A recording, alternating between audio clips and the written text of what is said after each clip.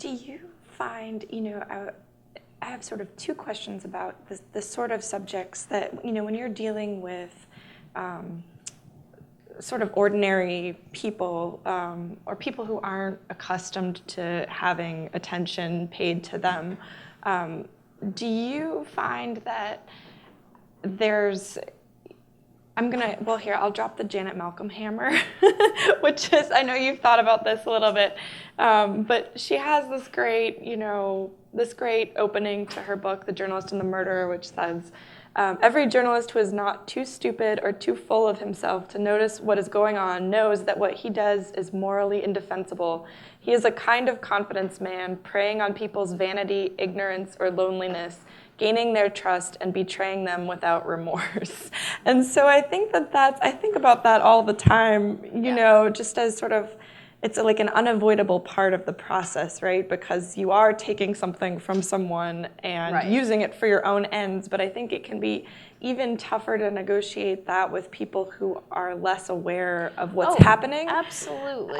So how do you think about that, or how do you work out that relationship?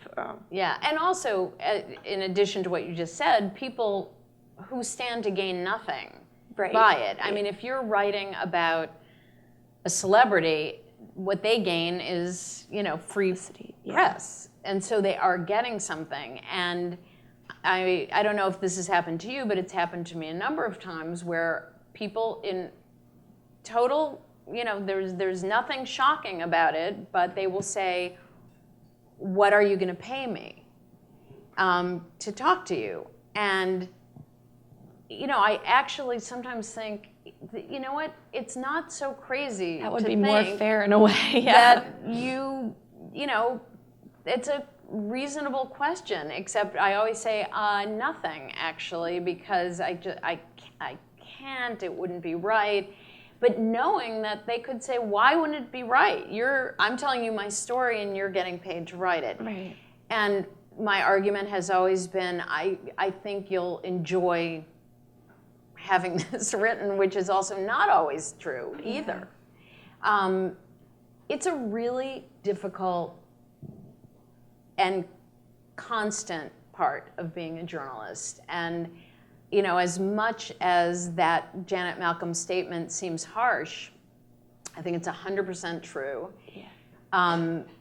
That we are asking people to give us something, namely their confidence, their time, their vulnerability, and it's very complicated. Writing about kids really brings that home to you, because when I finished my reporting about Colin Duffy, and I'd spent every minute with him and was sort of his best friend for this stretch of time, and we had come to the point where I now had 1 week to write this story, and I was like, I am out of here. I've got to now go and write. And he said to me, are you coming to school on Monday? I think it was a Friday.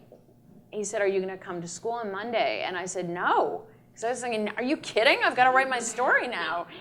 And he was clearly wounded. And I thought, oh my God,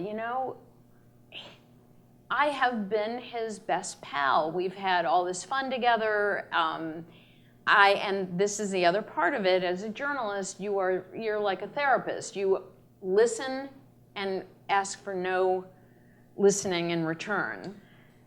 So what could be better? Yeah. You're the perfect friend. And in this case, just seeing that look on his face of, I don't understand. That was real to him, that relationship. Yeah, and now you're not coming back.